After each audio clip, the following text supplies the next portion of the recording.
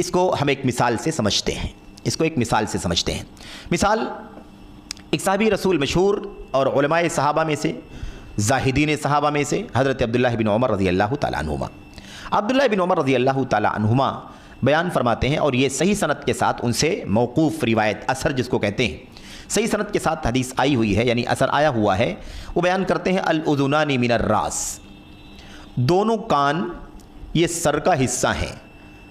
ہم جب وضو کرتے ہیں تو ہمیں چہرہ بھی دھونا ہے، تو اب چہرہ دھونا ہے تو چہرے میں کان ہے یا نہیں ہے؟ سر کا حصہ ہے یا چہرے کا حصہ ہے؟ چہرہ دھونا ہے اور سر کا مسح کرنا ہے، اب کس کا حصہ ہے؟ کان سر میں شامل ہے یا کان چہرے میں شامل ہے؟ یہ ایک مسئلہ ہے، فقہی مسائل کی مثالیں ہیں جو عام طور پر آتی رہتی ہیں۔ تو ابن عمر رضی اللہ تعالیٰ عنہما سے صحیح سند کے ساتھ یہ بات آئی ہوئی ہے کہ انہوں نے فرمایا ہے کہ دونوں کان یہ سر کا حصہ ہیں۔ اب آئیے دیکھیے، یہ روایت مرفوعاً بھی آئی ہوئی ہے، اور کئی ایک صحابہ سے موقوفاً بھی آئی ہوئی ہے، لیکن ساری روایتیں ضعیف ہیں، مرفوع روایتیں بھی سب ضعیف ہیں، اور دیگر صحابہ کرام کے آثار بھی ضعیف ہیں۔ صرف اور صرف یہی ایک سند ہے ابن عمر رضی اللہ تعالیٰ عنہما کی جو صحیح ہے، اور اسی بات کو، اسی اثر کو لے کر کے امام احمد بن حنبل رحمۃ اللہ علیہ نے اس کو دلیل بنایا ہے، اس کو حجت مانا ہے۔ اب یہ ایک صحابی رسول سے ایک مسئلہ آیا ہوا ہے کہ دونوں کان یہ سر کا حصہ ہیں، دیگر صحابہ سے جو آثار آئے ہیں وہ ضعیف ہیں، مرفوع جو روایت آئی ہے وہ بھی ضعیف ہے۔ یہاں پر دیکھنا یہ ہے کہ کسی صحابی سے کیا اسی طرح سے کیا کوئی قول اختلاف کا موجود ہے، تو یہ بات ثابت ہو چکی ہے کہ کوئی اثر نہیں آیا ہے خلاف میں، اس کے اعتراض میں، اس کے برعکس یا اس سے بالکل کسی بھی حیثیت سے کوئی مختلف قول کسی صحابی کا آیا ہے یا نہیں آیا ہے، تو کوئی بھی ایسا قول موجود نہیں ہے، کسی بھی صحابی نے ان کی خلاف ورزی نہیں کی ہے، ان کا معارضہ نہیں کیا ہے۔ مثال دیکھیں، ابن عمر رضی اللہ تعالیٰ عنہما سے مروی ہے کہ جب وہ وضو کرتے تھے تو وہ اپنے کانوں کے ظاہری حصے کو بھی، یعنی سامنے والا اور یہ پیچھے والا حصہ بھی، اس کو وہ دھوتے تھے، لیکن کان کا جو اندر کا حصہ جس کو سماخ کہا جاتا ہے، یعنی یہ جو گہرائی کا حصہ نا، کان کے اندر کا حصہ، اس کو وہ چھوڑ دیا کرتے تھے، اس کو وہ یعنی اندر انگلی نہیں ڈالتے تھے، اوپر کا حصہ دھو لیتے تھے، پیچھے کا حصہ بھی دھو لیا کرتے تھے، ایک مرتبہ 2 مرتبہ، اور اپنی دونوں انگلیوں سے یہ جو جب اپنے سر کا مسح کرتے تھے تو کانی انگلی میں پانی لگا کر کے اندر کے حصے کو اس طرح سے مسح کیا کرتے تھے۔ چہرہ دھوتے تو کان کے ظاہری حصے کو بھی دھو لیتے، پیچھے کا حصے کو بھی دھو لیتے، لیکن مسح جب سر کا کرتے تو انگلیوں کو لے کر کے کان کے اندر کے حصے میں داخل کرتے۔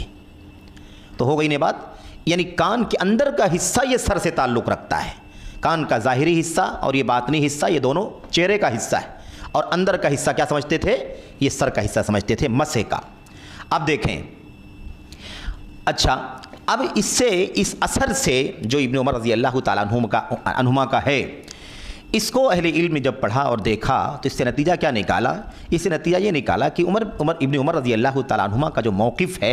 وہ یہ ہے کہ کانوں کا مسح کرنے کے لیے وہ الگ سے پانی لیا کرتے تھے، جیسا کہ صاف آیا ہوا ہے کہ جس سر کا مسح کرتے تھے تو جو پانی باقاعدہ لیتے تھے مسح کرنے کے لیے لگاتے تھے، اس سے کانوں کے اندر کے حصے کو مسح کیا کرتے تھے۔ اسی سے اہل علم نے مسئلہ لیا ہے کہ کان کے اندر کے حصے کا تعلق جو ہے وہ سر کے مسح سے ہے۔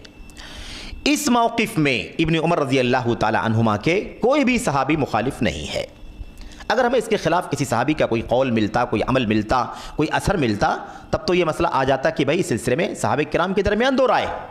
صحابہ کرام کے درمیان 2 موقف ہے، لیکن ایسا کوئی موقف ہمیں کسی اور صحابی سے نہیں ملتا ہے۔ تو اسی لیے اس مسئلے کو امام احمد بن حنبل رحمۃ اللہ علیہ نے راجح قرار دیا ہے اور کہا ہے کہ چونکہ اس سلسلے میں کسی اور صحابی کا کوئی قول نہیں ملتا، ابن عمر ہی کا ایک اثر ثابت ہے، اور وہی ثابت ہے، وہی سب کے یہاں موجود ہے، نہ کوئی مرفوع ثابت ہے، نہ کوئی اعتراض کسی صحابی کا ہے، اس لیے اور نہ کسی دلیل کے خلاف ہے، اس کے خلاف کوئی دلیل ہے ہی نہیں، تو ایسی صورت میں اسے ہم کیا مانیں گے؟ اسے حجت مانیں گے، دلیل مانیں گے، اس کے خلاف ہمیں نہیں کرنا چاہیے۔ ہماری کوشش یہی ہونی چاہیے کہ ہم ابن عمر رضی اللہ تعالیٰ عنہ کی اس موقف پر عمل کریں۔ اسی طریقے سے اور بھی کئی ایک